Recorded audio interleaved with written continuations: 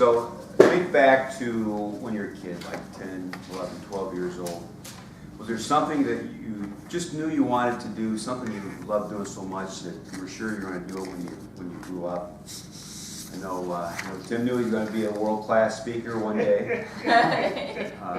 For me, I wanted to be a football player. I love football. I slept with a football. I just knew I was going to be a football player when I grew up, and I'm not. But I love football. My first chance to actually play in a game, I was in 5th grade, and I found out that week one of the 6th graders wasn't going to be able to play that week, and the coach picked me to take his place to play in the 6th grade team that week. I was so excited I couldn't hardly sleep that whole week. I was just dreaming about this moment for the entire week. So the game was that Saturday morning, and it was a great day. The sun was shining. It was about 50 degrees, in the 50s. Great day for football. So we got into the game, and late in the second quarter of that game, the score was tied 6-6. We had the ball 4th down on our opponent's 6-yard line. So it was a big play. And our quarterback, Brian Bowerman, a little wiry, skinny kid, kind of bull-legged, calls timeout. He runs to the sideline to talk to coach what we're going to do on 4th down. So the rest of us kids were in the huddle trying to figure out what we're going to do on this big play. And Brian comes running back into the huddle. We're all anxious to hear what he's going to say. And we lean in, and Brian looks at me, points at me, and says, "You're going to score a touchdown." And the other kids in the huddle say, "He is?"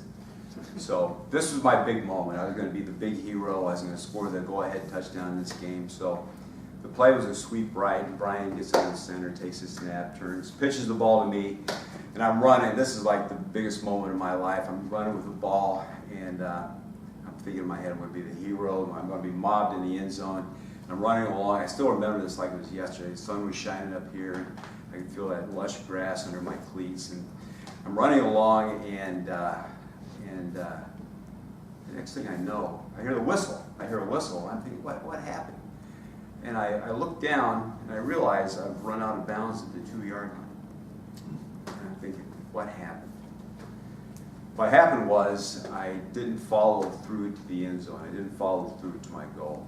And that story I still think about that story. It still haunts me to this day.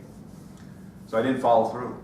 So people talk about follow through all the time. Coaches talk about follow through all the time. I know Son has heard in tennis lessons, you got to follow through in your swing.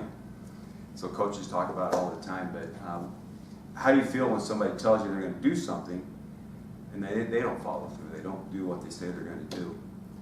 Or have you ever started a project, you got all excited, or maybe it's Toastmasters, you get all excited about it, you get started, and you hit some roadblocks, and your interest starts to slip, and it gets a little troublesome, and you finally say to yourself, well, I think I'll just move on to something else.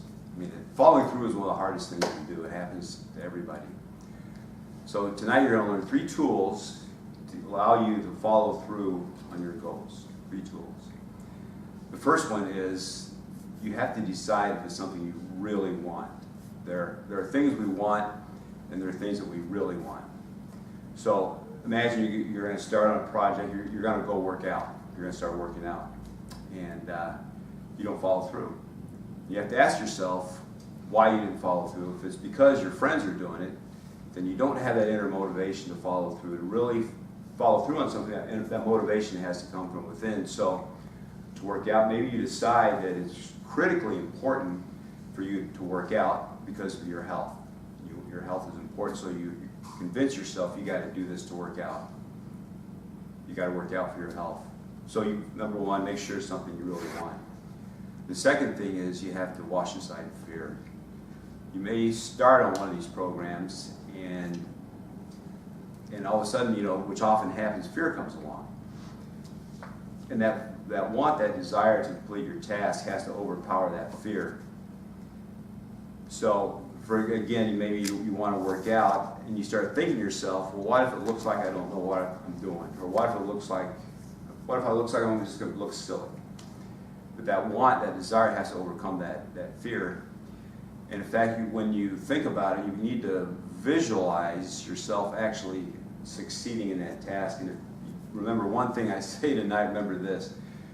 Visualization, actually picturing in your mind succeeding in a task, seeing yourself follow through and completing that task is one of the most powerful techniques to actually completing a goal. So you need to make sure it's something you really want. You have to just wash fear aside. And the third thing is you got to schedule it. When you decide you want to do something, you actually have to schedule it, put it on your calendar, just like you would a doctor's appointment. That first act of writing it down or putting it in your phone, it's that first physical action actually following through, giving you that momentum to follow through on a task. For me, I do work out. I work out every day when I'm done work at 5 o'clock. But on the weekends, it's a little more fluid. So the night before, I actually have to put my workout time on my calendar. I schedule what time I'm going to work out. And I actually, I hate working out, but I do it and I feel so much better after I actually work out. But I have to schedule it. The same thing when I'm giving a talk. If I don't work on my speaking, if I don't schedule when I'm going to work on a speech for the week, I don't get it done, I don't have a speech, and there's no point in me being here. So you've got to make sure it's something you really want. You've got to wash fear aside, and you've got to schedule it, those three things. So follow your goals, make sure you follow through, and you won't end up out of bounds.